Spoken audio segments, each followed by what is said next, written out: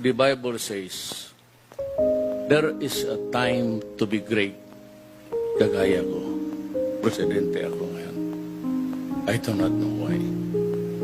But there will always be a time that I will be nobody.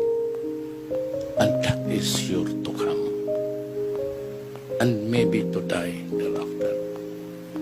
There is always a time for plenty. But there is always a time for want. There is always time to be merry, happy, and a time to be sad. A time to be healthy, strong, kung bata ka pa. But sure as the sun will rise in the east, we will get old and get weak and sick. There's a time to feast, but there's time to want. A time to be spending, may pera ka, but sometimes may problema. And a time for war, and a time for peace.